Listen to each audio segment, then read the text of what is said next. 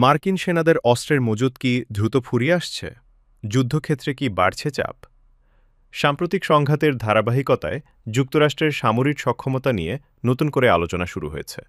বিভিন্ন আন্তর্জাতিক প্রতিবেদনে বলা হচ্ছে, দীর্ঘদিনের টানা সামরিক অভিযান এবং মিত্র দেশগুলোকে অস্ত্র সহায়তা দেওয়ার কারণে কিছু গুরুত্বপূর্ণ গোলাবারুদের মজুতের ওপর চাপ তৈরি হয়েছে।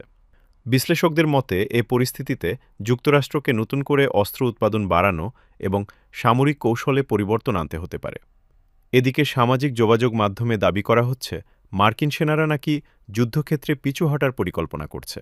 তবে এ দাবির পক্ষে এখন পর্যন্ত কোনো নির্ভরযোগ্য বা সরকারি প্রমাণ প্রকাশিত হয়নি।